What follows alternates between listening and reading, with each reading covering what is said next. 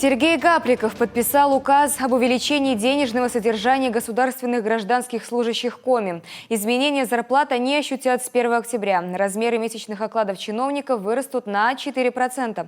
Напомним, предыдущее такое повышение происходило в апреле прошлого года в том же объеме. Ранее губернатор принял решение проиндексировать с 1 октября и оклады работников госорганов, замещающих должности, не относящиеся к категории госслужащих. В основном речь идет о сотрудниках учреждений подведомственных органов власти. Изменится в ближайшее время и денежное довольствие глав сельских поселений и муниципальных служащих.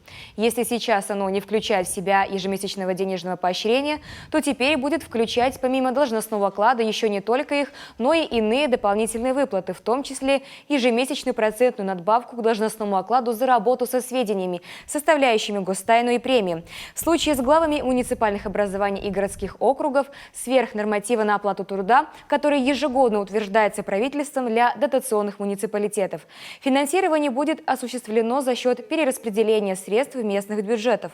Этот законопроект депутаты Госсовета рассмотрят на сессии 12 сентября. Документ внесен главой республики.